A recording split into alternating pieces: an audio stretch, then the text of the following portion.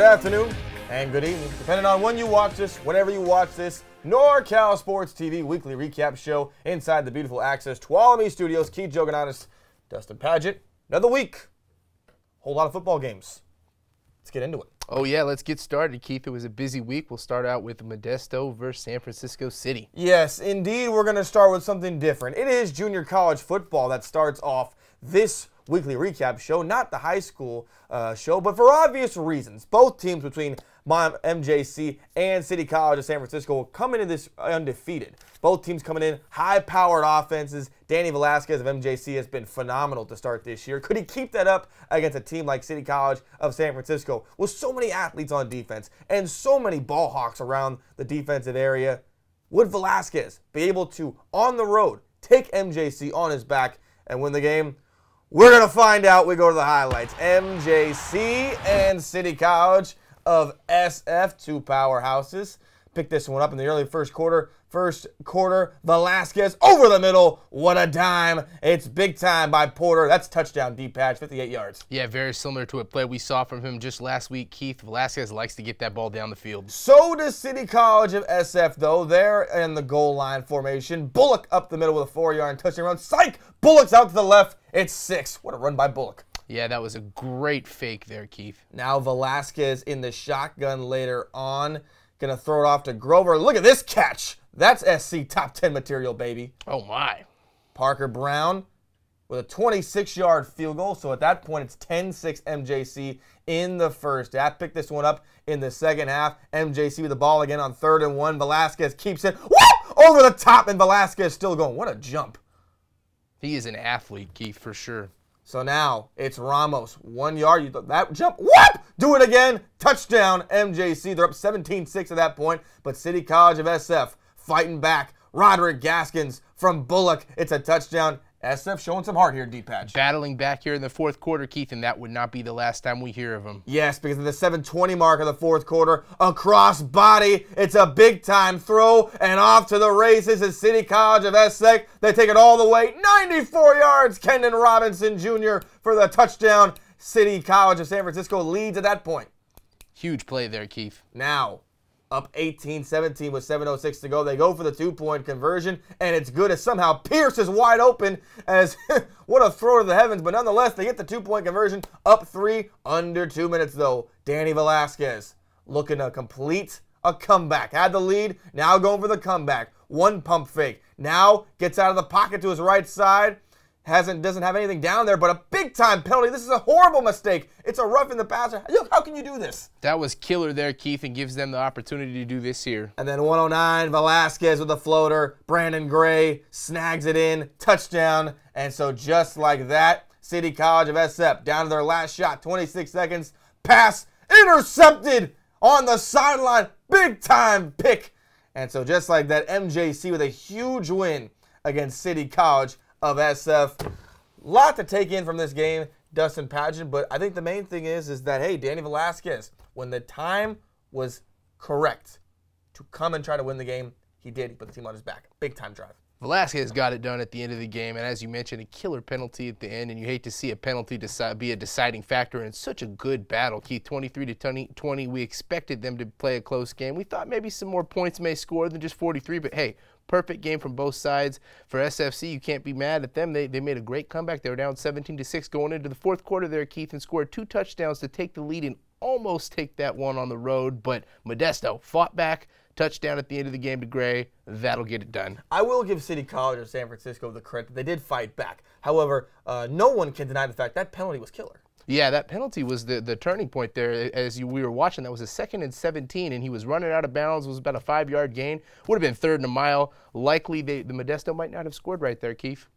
Well, we will wait and see. 2 great college programs, and now MJC in the top 5 of the state rankings for junior college football. So a great way to start this show. Now we can get into the high school portion of this show this week. And we start with a team, or 2 teams actually, that were bound to meet at this point. You have Central at 4-0. You have Turlock at 3-1. Both teams riding high. Both teams big-time picks to go deep into the postseason this year. So, would Turlock, second straight game at home, would they be able to take Central, take their O, and take it away from them? Well, we're going to find out. 4-0 Central, 3-1 Turlock Bulldogs from Turlock, California. Two great teams. They were bound to meet Dustin Padgett. This one's going to be a good one. Oh, yeah, this was the matchup of the week by a mile, Keith. Yes, but no one told Turlock that. They told Central, though. Big-time play by Silva to Oliver Davis. 58 yards. Rolling, rolling, rolling, rolling. 6-0 at that point. Central High School. That's to number 80. Now we keep going. 9-18 at that point. 3:43 to go. Brock Passley against Sheldon wasn't accurate. He's accurate here. Baldwin down the stretch. What a throw by Passley. And then Mr. Anthony Frias. We've called his name a bunch of times this season, D-Patch. Yes, it puts Turlock in the lead there 7-6, but that was short-lived. Yes, because as time running down in the first quarter, Central Silva with a dime to Worthy, 12-yard touchdown. And just like that, Central has the lead back, and they wouldn't ever let go of it. 21-yard TD here in the second quarter to Worthy. Proves he's worthy of a touchdown there. 20-7. Central at that point. Pick it up at 4:50 now in the second quarter. Man, what can you say about Silva? The kid was on his A game. He finds Conley here. Whoop! That's accurate. That's a touchdown. That's 27-7 Central. 2:25 to go in the third. Silva again to Worthy. D-Patch. It's in the exact same place as the first touchdown. 5 touchdown passes in the game here for Silva, 3 of them to Worthy. 11:42 to go, and he's not done yet. Well, actually, he is. But Frampton isn't. He's in, and he hits Battle right there. 41-7 at that point. Central. But Turlock, you got to give him credit. They didn't stop fighting. Passley will hit Pena here for a 22-yard TD. 41-13. And so, as we continue, Central comes in and blitzes Turlock. And what many thought would be the game of the week, Dustin Padgett, Central just completely outsmarted and completely outplayed Turlock the whole game. Yes, Keith, and it was a road game at that, too. Kind of unexpected, but hey, Central was undefeated. They were undefeated for a reason. We were expecting Turlock to come out and play a little bit better of a game, but you know what? Defensively, they had no solution for Silva. They didn't. The cornerbacks, the safeties, they weren't playing well on the wide receivers. And when they're throwing the ball down the field like that and getting 5 touchdown passes, it's going to be hard to win a game if you're the Turlock Bulldogs. And in those 5 touchdown passes, Keith, Silva only had 199 yards throwing, so most of those were on those touchdown passes, so he made them count. Yeah, you mentioned the offense. Silva played great, and all those guys should be well commended. But offensively, this is a Turlock team we thought last week they had just started to get going, started getting the flow of things, and they only had 13 points. Why was that? You know what, Keith? The Central offense was on the field for quite some time. They dominated the time of possession in this game, and that didn't give Turlock as many possessions. And then when they got down in this game, it makes it a little bit different of a strategy on offense. Turlock likes to run the ball with Frias, as we well know. Well, hey, when you're down 20 points in a game, it makes it not really a good time to start running the ball on a regular basis. So when they're trying to throw the ball down the field and score touchdowns, not kick field goals, you know, that does not become a recipe for a lot of points being scored. Well, it's another game and another loss in Turlock season where they just offensively couldn't get anything going. We will wait and see what happens. Thank you, Dustin Padgett. We're going to take a commercial break. When we come back, Sonora looking to get their first win of the season. Could they do it? And the Somerville Bears have been treading water, but finally they're back home looking to get another win on this season. We'll find out. We come back on NorCal Sports TV's weekly recap show. The public transit system has really supported my education. That's one thing that the Tuolumne County Transit System provides is a sense of community. So I needed to find a job, and people told me about Motherlode job training. They helped me with my resume. I got to see where openings were, and I found a great job at Black Oak Casino. Ever since I started coming here to Sonora, the Sonora Transit System has been a big help in me getting to my appointments. If it wasn't for the transit system, I wouldn't be able to get around very easily. We welcome you back here. NorCal Sports TV weekly recap show. Keith Jouganatos alongside my co-host, my friend Dustin Padgett. Dustin, we just got done with the first 2 games recap of this week's show. Got 2 more on deck. Definitely. Why don't we get to the game that we attended last week, Keith, the West versus Sonora.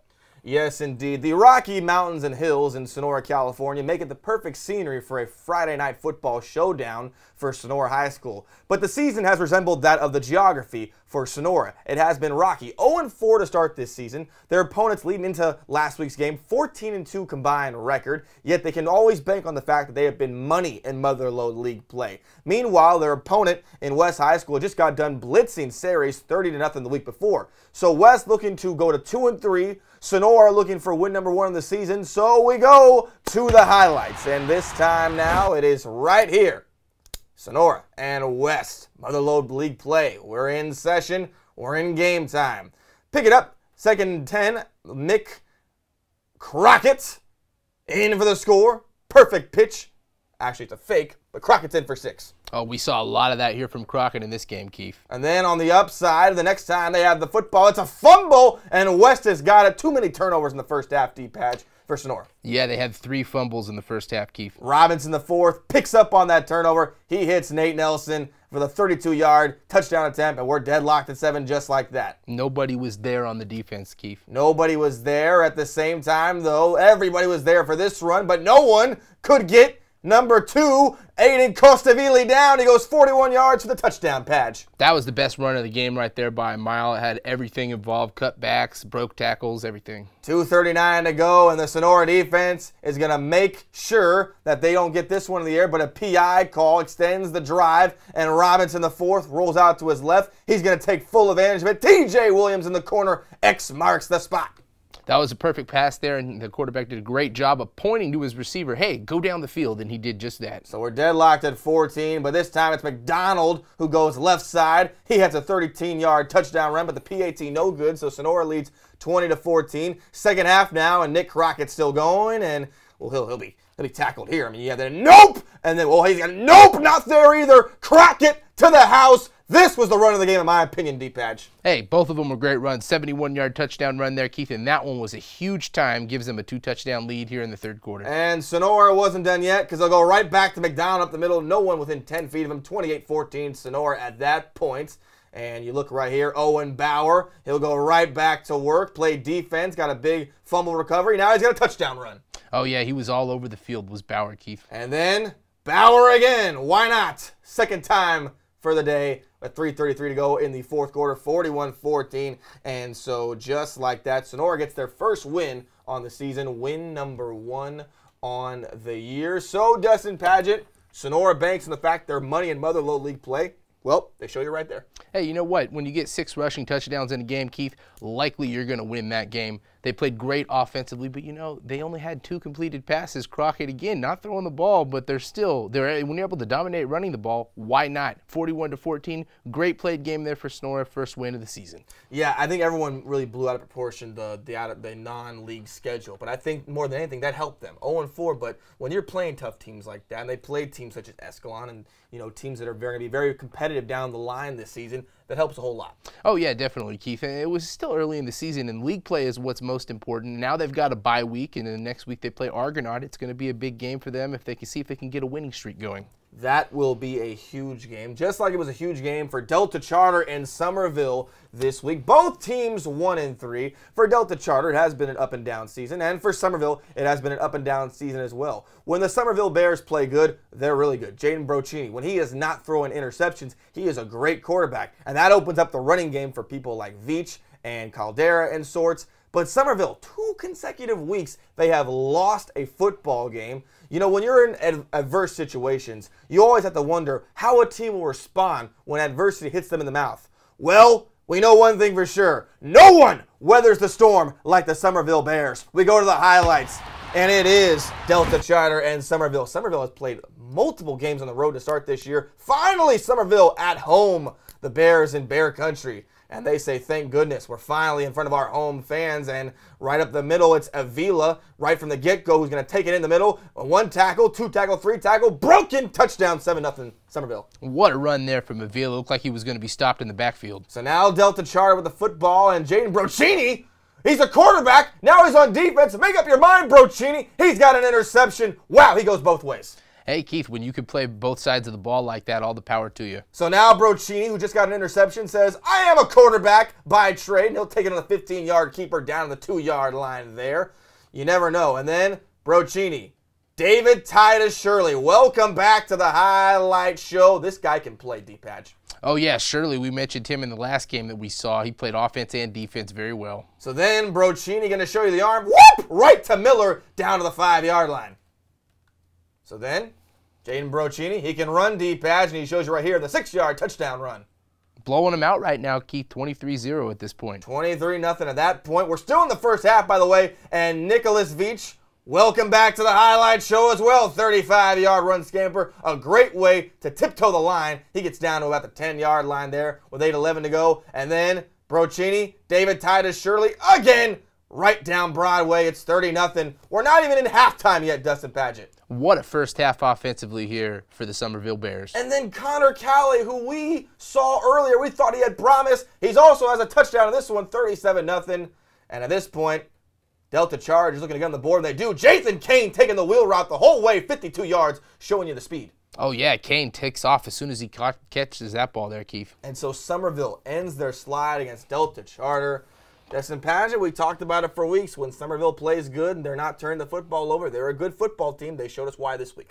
Oh, quite clearly they came out in practice and did the right thing. Coach Leveroux has to be happy with that performance. I mean, what more could you ask for? You only give up 6 points, and that was at the end of the game. You score a bunch of points at home. I'm sure the fans loved it, Keith. Perfect game there for the Somerville Bears. They're now 2-3, going to be moving on. Delta Charter falls to 1-4. You know, we talk about Somerville, and, you know, I just got to point this out. They had been on the road for numerous weeks, and when you're on the road like that, you know, you're not really able to get into the swing of things. You're not used to going home before a game, maybe taking a nap. I don't know, whatever people do before football games, things of that sort. Do you think the road trip had any effect on them? I think it did. I think, in fact, it helped them play better in this home game. As soon as they get home, it makes them feel all the much better. They're ready. They're amped up. They've been gone. They've been traveling. They're finally at home in their comfort zone, and they jumped out immediately. They got touchdowns in the first 3 drives of the game, and before you knew it, they had a big lead, and they never looked back. Well, it was a great win for Somerville. They end their 2-game losing streak, and we will see what they can do in the weeks going forward. When we come back, everyone in the high school landscape has a bye in the area, so we got JC Pick'ems for you on NorCal Sports TV's weekly recap show when we come back.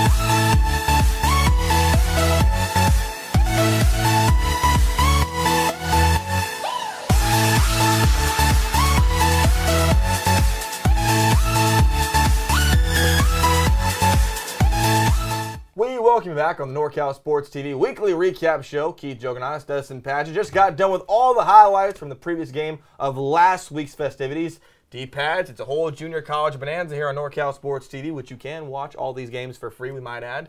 You ready to pick some games, partner? Yes, this has got to be a good one coming up. ARC, Modesto Junior College. Right, you are. Modesto Junior College and American River College. MJC going on the road, looking to win their 2nd consecutive game against a team over 500. D-Padge, are they the favorites this week in your eyes? Oh, definitely. I mean, they're the top 4 or 5 team in the state right now, and you know they're an all-around program. Velasquez, until someone stops him, he is the man, and I think that they're going to come out on top this week. But hey, the Beavers, which is a former school of mine, going to come out and play a good game at home. This should be a close matchup, but I feel like Modesto is leaning in the favorite here. What does ARC have to do to stop Velasquez? If you can stop Velasquez, or at least contain him for that matter. Well, hey, their defense hasn't been bad this year. Right now, ARC is only averaging 17 points a game offensively, so they haven't been scoring very much. So they have to rely on their defense. So what you got to do is make Velasquez throw shorter passes, as we've seen him doing all year long. He throws long balls, and he gets his receivers deep down the field for long touchdowns. If ARC can limit him to none of those in this game, that might be a very good way, a good method for them to keep this a close game and maybe give them a chance to come out on top at the end. Okay, we will see what happens. MJC looking to go to 4-0 on the year on the road against ARC. Next game up on our docket, 0-3 Siskiyou against 1-2 Chabot. Chabot has been up and down this year. D-Padge, who do you have as the favorite in this one? Well, Chabot's at home, and they're coming off a win, so I feel like they may be in a good position here. But the Siskiyou's team, they're 0-3, and they've been blown out in most of those games, Keith. But if you look at their stats, they've got a lot of good offensive stats. So see if the Siskiyous can come out and score some points in this game to give them a good opportunity. But being at home again, I give Chabot the edge here slightly.